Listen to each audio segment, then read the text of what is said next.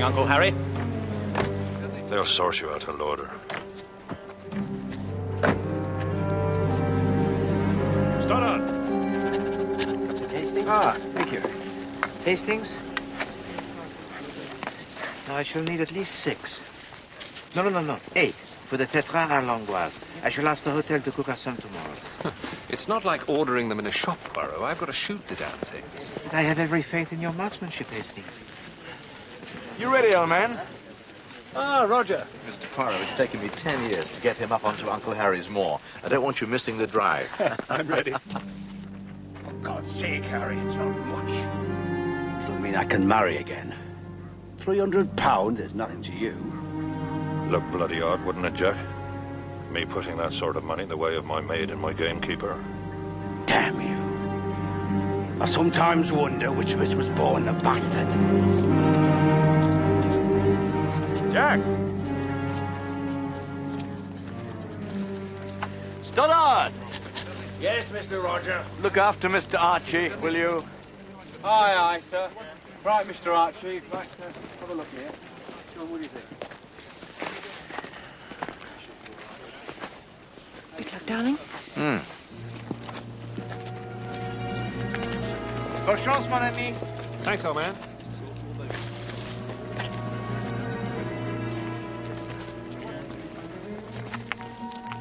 Good shooting, Archie. Thanks, Zoe.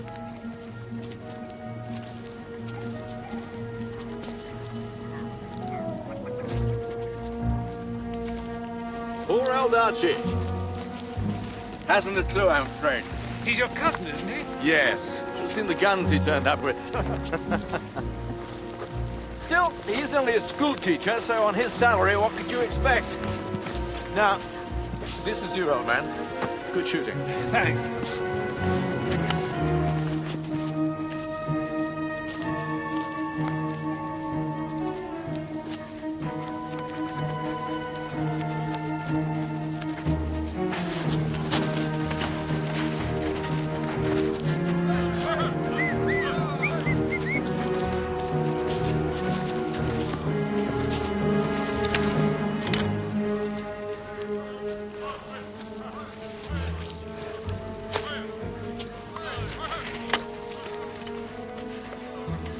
Into your shoulder. Tight. Stroke the cheek. Stroke the cheek. Tight. Right. 90-degree angle. Now break. Well, let's hope for a good bag. They're breaking, Mr. Pace. Here they come.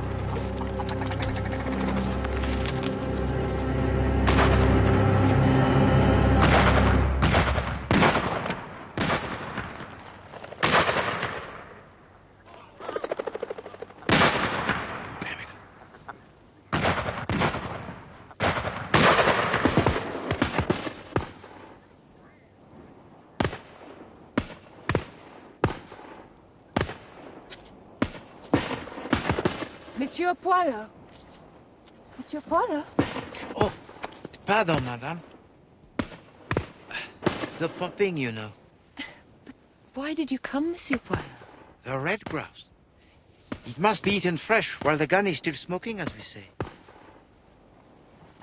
Ah, gourmet. You are too kind, Madame Havering, but it is most rare in my country, the tetras. We make do with la gelée nut, the wood grouse. With the flavor, it is piney. Piney? Yes, this is not a word, piney, like the pine trees? Oh, piney. Yes. It's a very good word.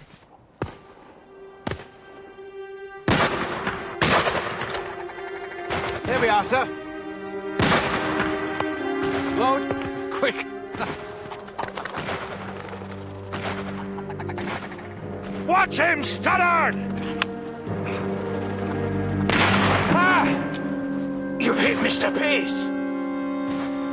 Mr. Pace! You bloody fool! You bloody fool! You damn near killed me! And what the hell were you doing, Stoddard? You were supposed to be looking after him.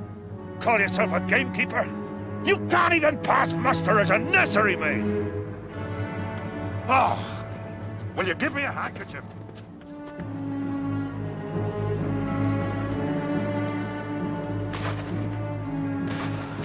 Mr. Archie is a complete idiot. It looks like Uncle Harry's all right. Well, I better get back to Hunter's Lodge. Make sure Mrs. Middleton has everything under control for lunch. She's only with us pro tem.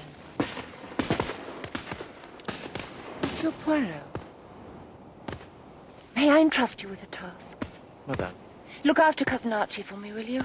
I couldn't bear it if he went back to his little cottage and brooded. He will not be able to brood in the company of Hercule Poirot, madame. You are a treasure.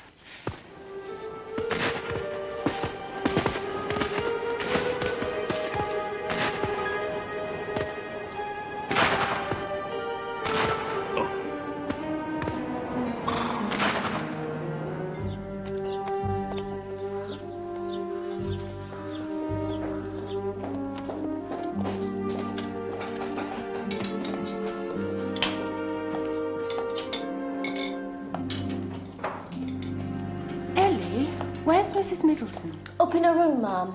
She done most of it. She left us a note to get on setting it out. She's impossible. Still, it all looks very nice. Thank you, ma'am. Thank you, ma'am. I'm going to lie down for a moment. I've got a wretched earache. The wind up there's like a knife. It's been snowing up on the moor, you know. Others will be here in about half an hour. Mrs. Middleton?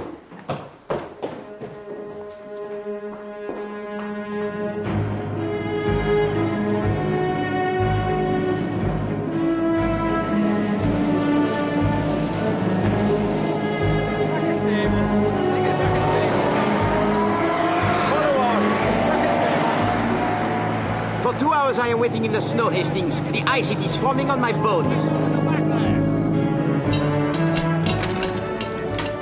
No bottle. Ah, a log fire. One of the better traditions of the English. Roger was saying you keep an eye on the place for the family. Yes, I'm local. A poor relation is available. Damned invidious it is, too. What? Some of my pupils' families live 6 to a room. This place lies empty 40 weeks of the year. They only come up here for the shooting. Mrs. Middleton, where's my wife, do you know? She's up in her room, sir. A room? She's an earache, sir, I'm told. Well, she damn well ought to be here. That sort of thing won't get him very far. Not with Zoe. Will you have some more punch, girls? Thank you, Mr. Pace. Ah, excuse me.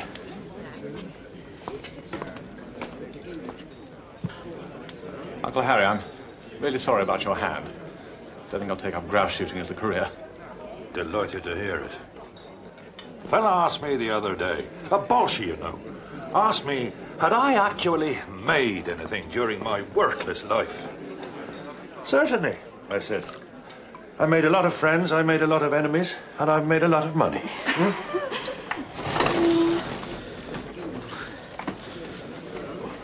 You all right, Poirot?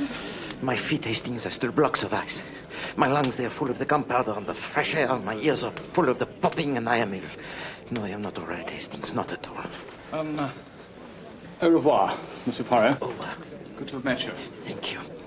I had to be off. It's a 6-mile bike ride for me, I'm afraid. You are leaving? One can leave? Mr. Poirot, goodbye. Monsieur Havering? Goodbye. Thank you. Next year, we'll put you up at the house. No, the hotel's fine. It's very comfortable. Bye, Roger. Bye. Cheerio. Thanks. Hope his hand gets better. I'm sure it will. Bye, Archie. Take care. Sorry. It's all right. I'm all right. Are you all right, Zoe? Oh, yes. I had a filthy earache. I'm fine now. Take care of yourself, Archie. Yes. Yes, indeed. Well, bye then.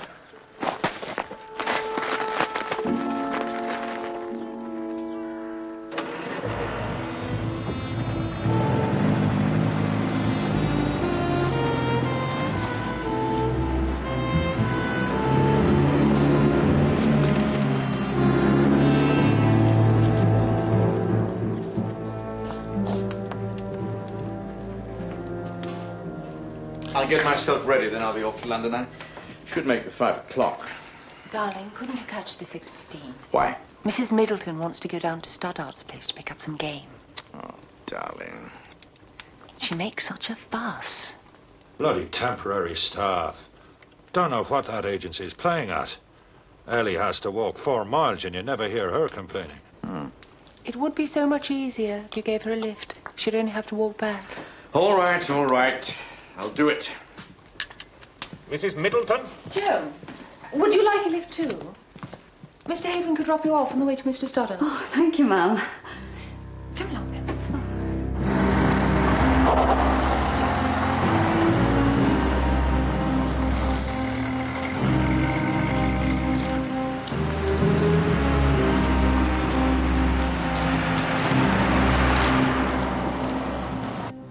I'm sorry you didn't enjoy it, Poirot. My enjoyment is yet to come, Hastings. I have given to the chef his instructions. What's that? Mon Dieu. Look at this, Hastings. I am a corpse waiting to die. I shall not survive to enjoy my tetra à l'angoisse.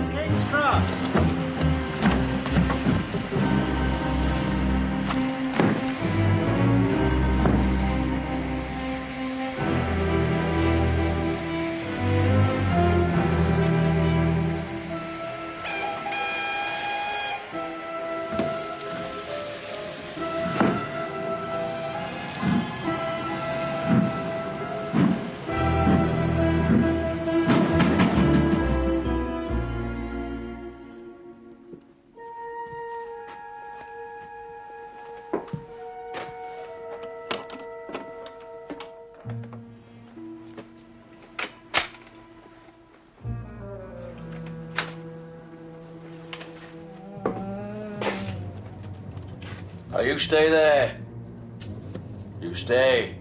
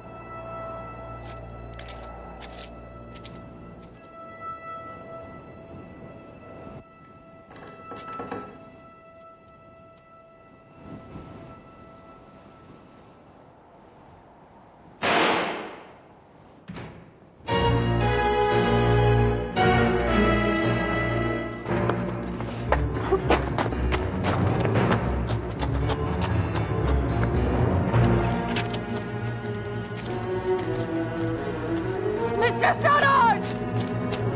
Mr. Stoddard! Fetch the police. There's been a shooting. Go! Go!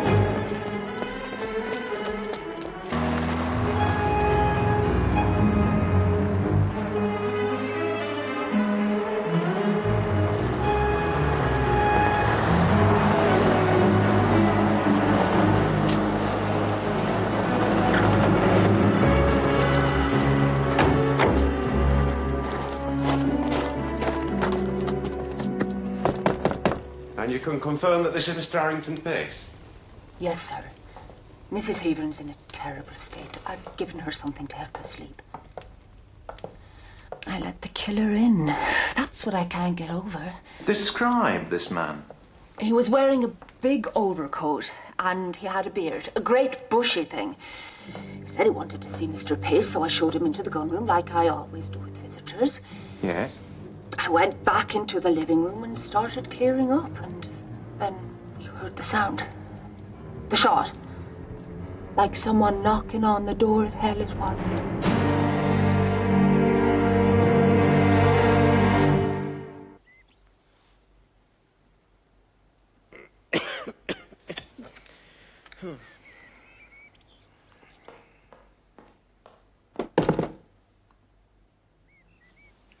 Who is it?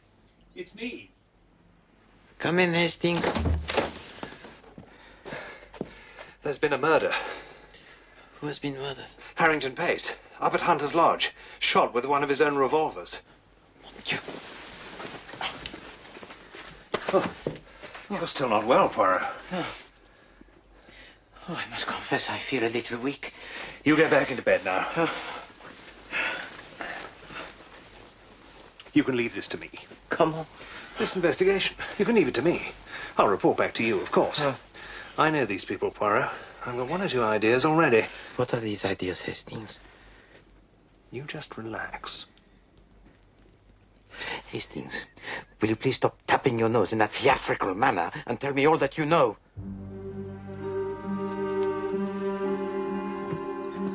Don't seem to be able to find that Mrs. Middleton, Sarge. What do you mean, can't find her? Oh, this is the Scotland Yard fellow. Find her? That's awesome.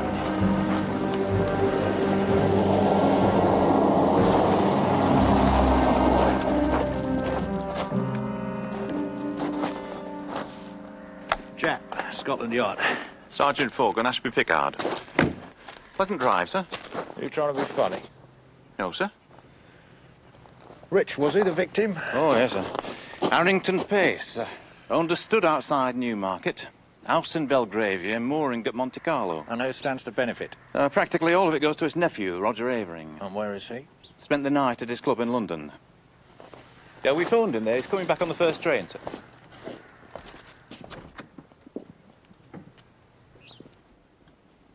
He was shot by a man who just turned up at the door asking to see him.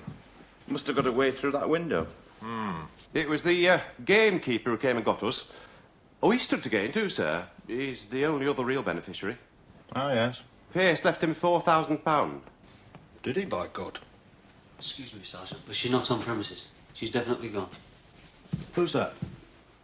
Well, the housekeeper, Miss Middleton. She showed a killer into the house. She's our chief witness. Better initiate a search. How many men have you got? Men, sir? Just the one, sir. Him. Well, you'll have to make optimum use of your resources, won't you? Sir?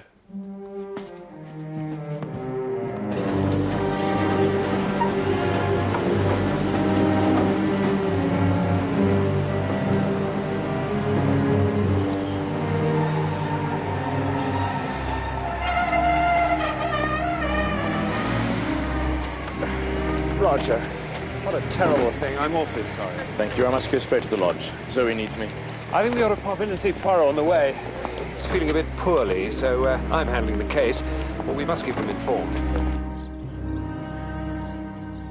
I am profoundly ill, as you can see, but I will do my best to assist. Thank you. One thing, Monsieur Havering, if you please. Yes? Pardon, but what were you doing when your uncle was killed? Oh, it's all right. Roger was on his way to London. I spent the night at my club. Police rang me there. It's a horrible business. You went to London by train? Yes, I caught the 6:15. You talked to anyone on the train? No. You arrived at your club at what time? About 10 o'clock. Actually, it was a bit later. I walked down from King's Cross. That's fine. Thank you.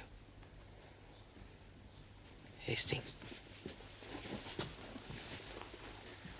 We'll get on up to the lodge, Poirot. Very well, Hastings.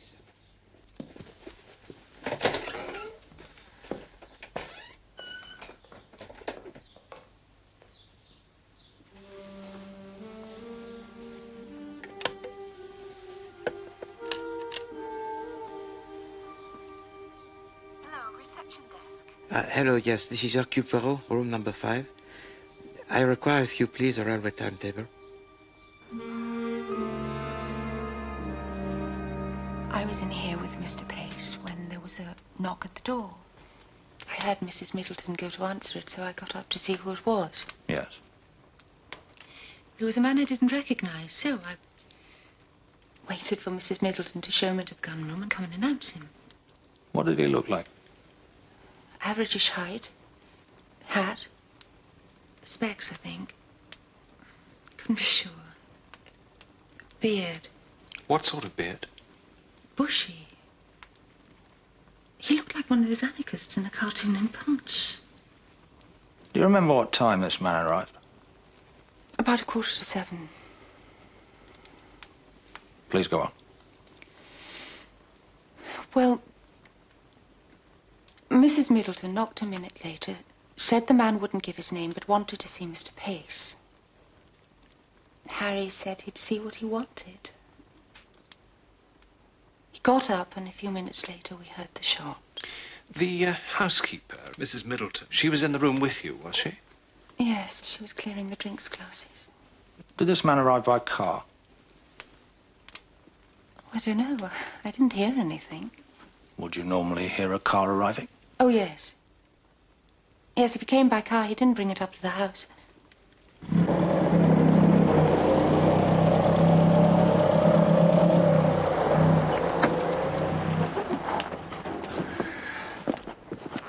You carry on here. Yes, sir. This hotel of yours presentable, is it? Not too bad. I'll book myself in. What are their sandwiches like? Sandwiches? No idea.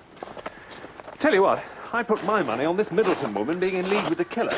On her own admission, she shows the fellow in. Next morning, she's gone. Yeah, but she's the only person who's had a proper look at the killer. What did she saw through his disguise? Disguise? What disguise? Bushy beard and glasses. And suppose she saw who it was under the disguise. Perhaps we'd better start looking for another body, not a witness.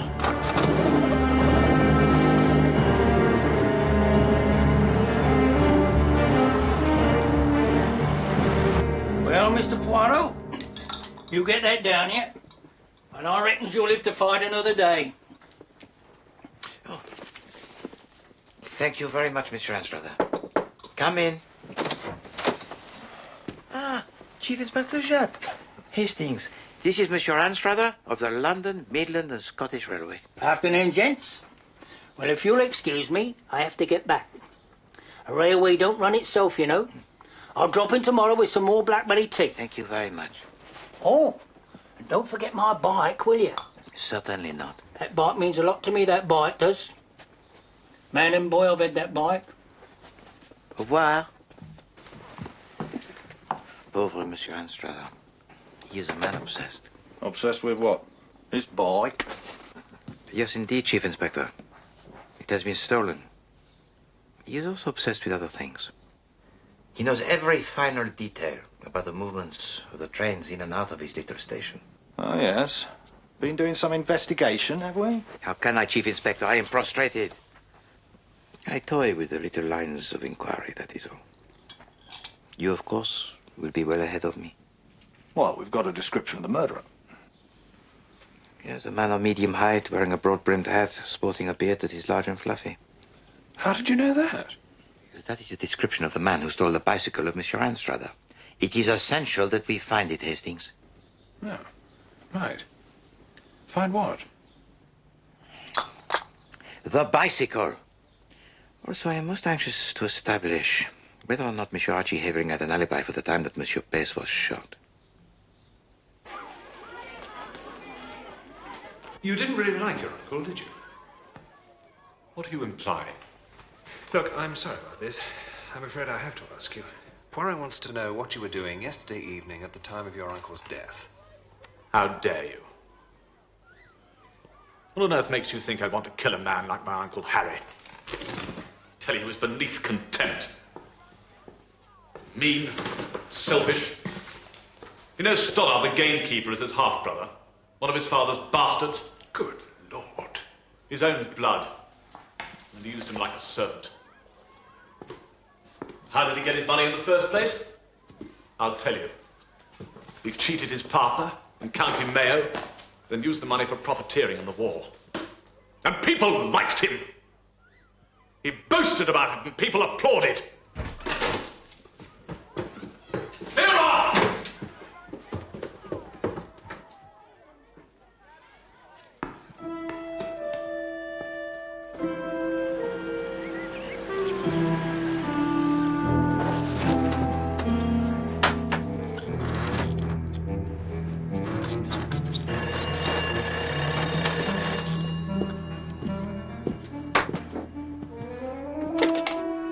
Hello? Chief Inspector? Ah, how's the cold, Poirot?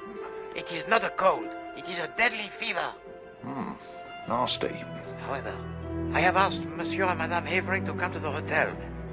I am now convinced that Monsieur Roger Havering has not been telling the truth. You say, Monsieur Havering, that you arrived at London at 9 o'clock. The only witness that you can produce is the doorman at your club, where you arrived at 10 o'clock. You say that you spent this hour walking between King's Cross and St. James's, and yet you can describe none of the movements, no events, no street names, rien, nothing. This isn't the line I've been following at all, Poirot. What are you driving at? I am driving at a curve in the line of the local railway. A loop of iron which connects Ashby-Pickard with the little station of Ashby-le-Walkin. What? It is quite possible, Monsieur Havering, for a man to catch the 6:15 train at one station and get off at the next. With the aid of the bicycle, he returns to Hunter's Lodge, disguised with a beard and wearing the broad-brimmed hat. He shoots the man he wishes to shoot. Then he catches the 7:20 from Ashby-Pickard, a train that is faster than the 6:15, which will get him to London in time to be at his club by 10 o'clock. My God. You're serious, aren't you? It is a serious affair. A man has been killed, and you are about to be accused of his murder. Me? You, sir. Do you not see it, monsieur? You must tell us of your movements that night. Absolutely not. I can't. For God's sake, Roger, why not? I just can't. Well, Poirot. Carry on, Chief Inspector. I would like you to accompany me to the local police station, sir. What? I wish to question you in connection with the murder of your uncle, Mr. Harrington Pace, and with the disappearance of the housekeeper, Mrs. Middleton.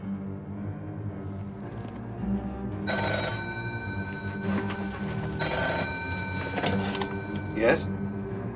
It's for you, Chief Inspector. Jack. Right. What is it? They found Mrs. Middleton.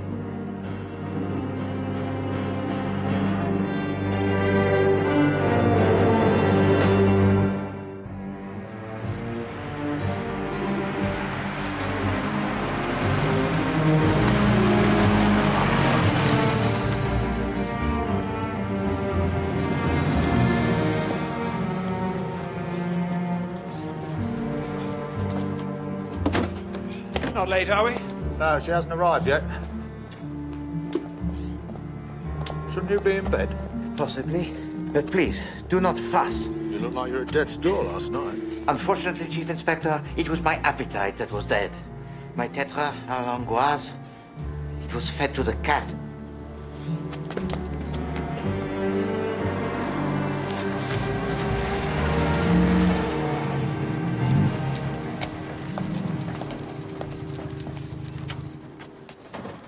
Mrs. Middleton?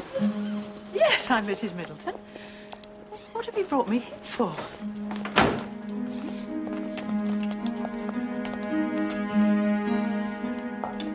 The instructions from the agency were to go to Ashby Pickard by train, and I'd be met there, and the engagement would be for 1 month. So I did. And I was met by a very nice Irish lady who... Irish? You sure? Oh, yes. She said she was Mrs. Pace. And she said there'd been an embarrassing mix-up. What sort of mix-up? She said they were cancelling the shooting this year and there was no household for me to keep. So anyway, she said she'd be grateful if I didn't say anything to the agency because she didn't want them to think she was unreliable, you know. And she was very generous. She said she'd give me 2 months' wages in lieu if I'd agree not to put myself back on the agency books for a full month. And you agreed? Yes.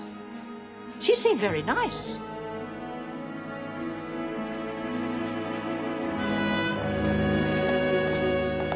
You kept very quiet through all that?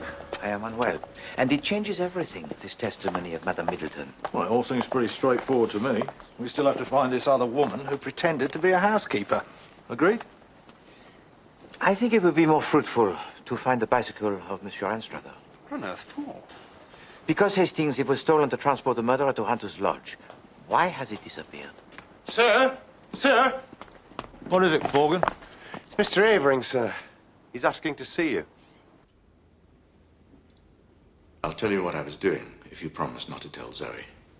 Well, let's hope it won't be necessary. I'll make no promises. Very well, then. I was with Lord Quarmby. Lord Quarmby? The racing hour? Yes, he's chairman of the board in charge of on-course betting. I wanted him to get me off the hook. Well, buy me some time on a couple of my debts. Why were you so reluctant to tell us this? A few months ago, you see, I promised Zoe that I'd never back another horse as long as I lived. And will Lord Quarmby verify that you were with him? Of course he will.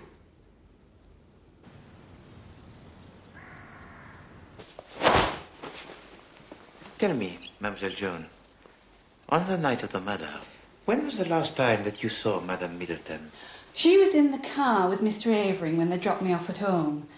He was on his way to the station, and he gave her a lift over to Mr. Stoddart's house. Mr. Stoddart, the gamekeeper? Yes. Ah, yes, of course. Monsieur Stoddart. You hope to be his wife one day, do you not? No one's supposed to know that, sir. I comprehend. Tell me more about Madame Middleton. Oh, she was that strict. Always leaving little notes about the place, criticising. Mr. Stoddart didn't like her. They used to be quite sharp with each other. Did Madame Middleton ever talk to you about herself? No, not really. She said she went from Ireland. Mayo, I think. But she always kept herself to herself, like. Mademoiselle Joan, this apron. Oh, that's Mrs. Middleton, sir. Oh, thank you, that will be all. So, when Harrington Pace was living in Ireland, he cheated his partner and ruined him. Then, this mysterious woman, who was also from County Mayo, turns up and replaces Mrs. Middleton. She was probably a relation of the ruined man. She opens the door to her accomplice, a fellow with a bushy beard. They kill Pace, and both of them disappear. Absolument, mon ami. You have the story exact. Oh.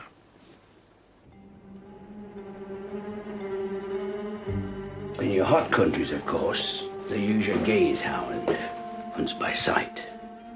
But with the moistness in our air, we favour a dog that hunts by scent.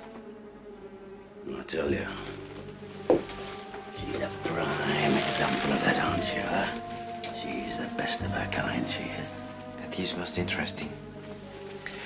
Tell me, Monsieur Stoddart, if you please, on the night that Monsieur Pace was killed, Madame Middleton came to your house to collect some game birds, did she not? No. Oh, you're right. I was expecting her. She never arrived. I didn't see her till much later when she came running down lane to tell me about the shooting. Chief Inspector, There is at Hunter's Lodge a telephone, is there not? Yes, there is. Then why did not Madame Middleton herself telephone to the police? Aye. It's crossed my mind then. What she said was that Mrs. Havering was near hysterical at the horror of it. She wanted to get her to sleep before the police got there. So she sent me to fetch them. Ah, yes. She needed the time alone in the house. Yes, of course, of course.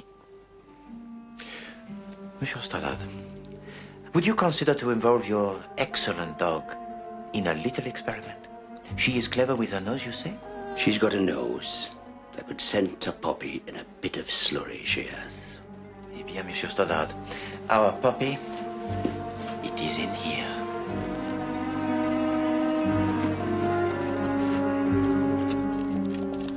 It is essential that we determine the whereabouts of the person who calls herself Madame Middleton. Easier said than done. Not a glimmer. Road, rail, local gossip, nothing. That's why I think... Hey up, hey up. What's the girl? What's the matter, girl, huh? What's the girl, huh? Wait, wait. Something's been buried. Something.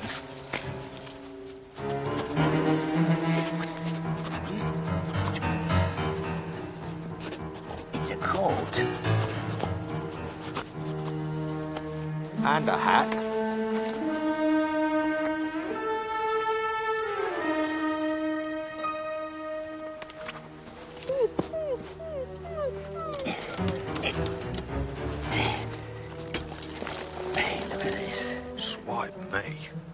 Bon.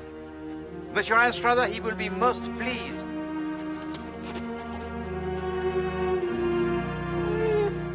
What a clever dog.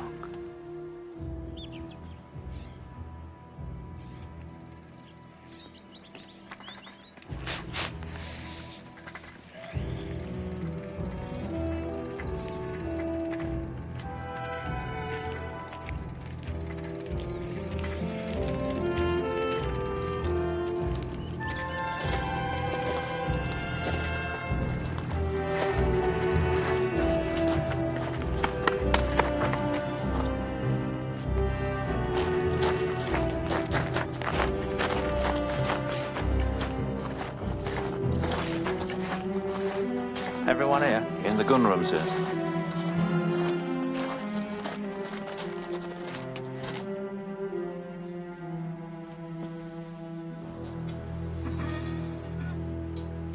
Monsieur Harrington Pace was not a likable man. He used his wealth to control his friends and his family. For example, Monsieur Stoddard, his unacknowledged brother, he employed as a gamekeeper, but refused to lend him the £300 necessary to purchase his house and to get married. His nephew, Monsieur Archie Havering, he used as an estate manager, paying him not with money, but with promises of a legacy. His other nephew, Monsieur Roger Havering, was also made to dance the attendance by assurances of wealth to come. There are, I think, here motives for murder. N'est-ce pas? Now, look here, Poirot. No, please, Monsieur Roger. I make not the accusations, I merely speculate. For instance, we know that you could not have possibly committed the murder.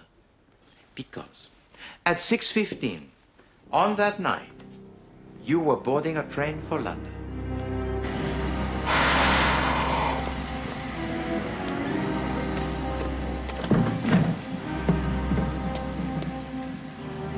But what we did not know was that there was another passenger who also boarded that train.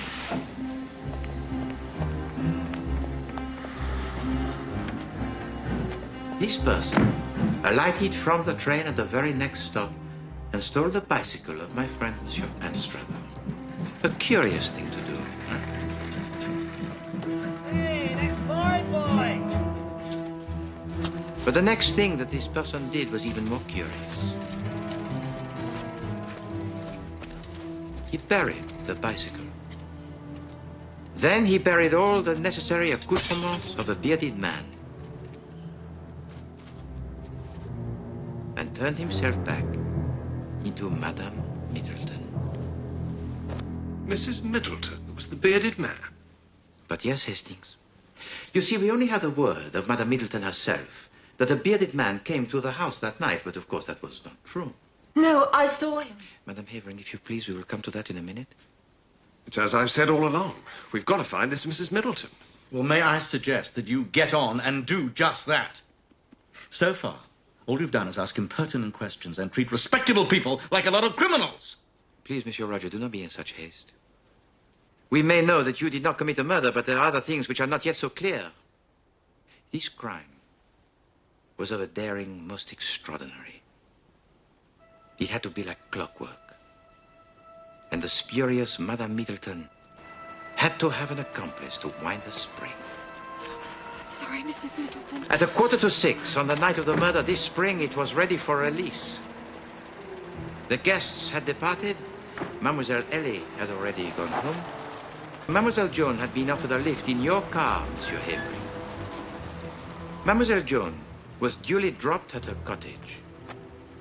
Madame Middleton was then to be driven to the home of Monsieur Stoddard to collect some game birds, but of course she never arrived. She was undergoing a transformation. It was essential, you see, that a suspect should be seen to alight from the train at the very next stop. A suspect that could well be Monsieur Roger Havering in disguise. Why should I try to incriminate myself? Because, Monsieur Havering, you had planned most carefully your alibi, your meeting with Lord Quamby, which you would seem to have every reason for keeping secret. But once you were forced to reveal it and were released, it was most unlikely that the police would suspect you for a second time. You're talking complete rubbish. No, I think not, Monsieur Havering. You see, while you continued your journey to London, Madame Middleton returned to Hunter's Lodge.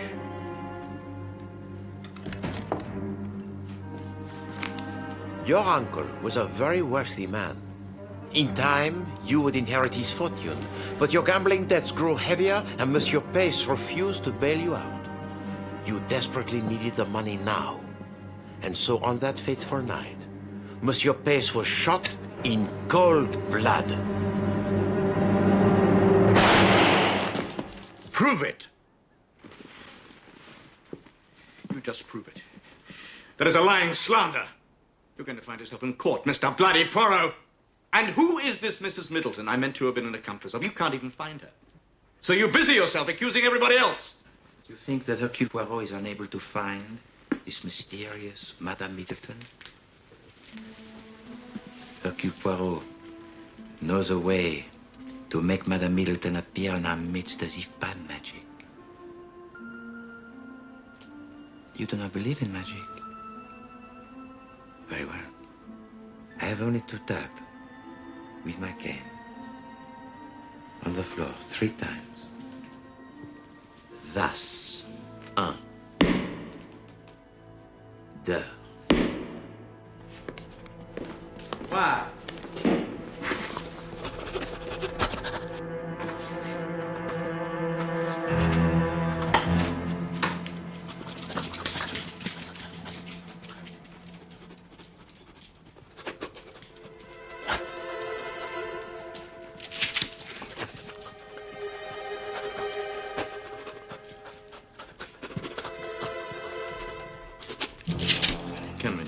This charade.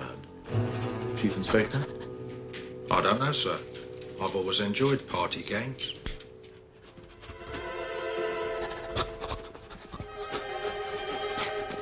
Silly dog, what's it doing?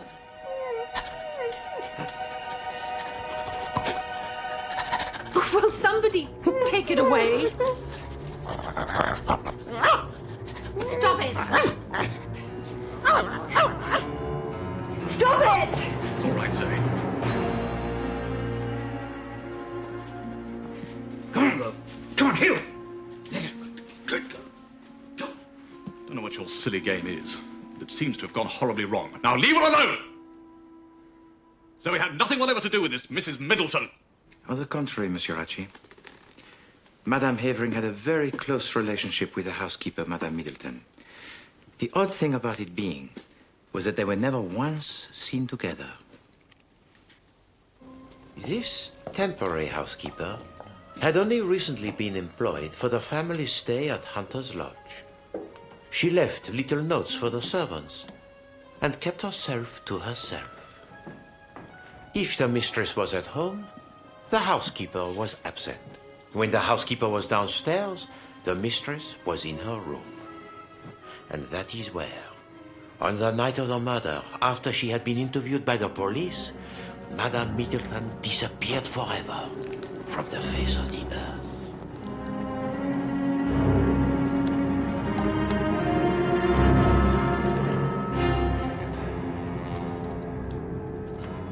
Because it was you, Madame Zoe Havering. Together with your husband, you planned and carried out this murder in genius. Together, you plotted to rid yourselves of your uncle that was hated and to lay your hands at last on his money. I must ask you both to come with me to the police station. How dare you? This has gone far enough. I do not intend to stand idly by. Oh, shut up, Roger.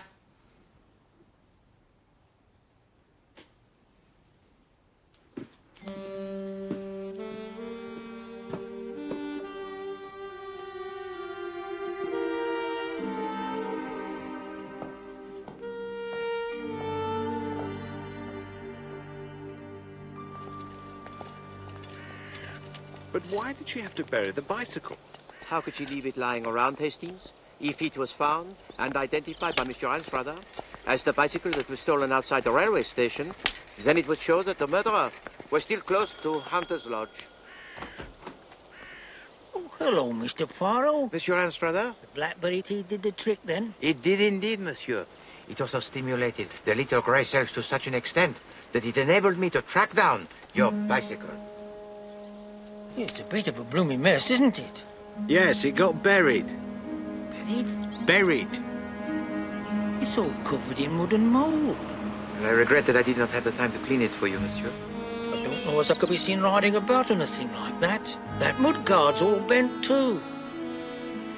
Monsieur Anstruther, do you or do you not want your bicycle? Oh, just leave it there. I'll see if the boy can do anything with it. Is this gratitude, Hastings? Is it for this that Hercule Poirot exerts his talents on behalf of the world? You expect gratitude? Don't make me laugh. Now you know what a real detective feels like. A real detective? The Chief Inspector Japp is truly most amusing, do you not think, Hastings? Oh, yes. Most amusing. For a policeman.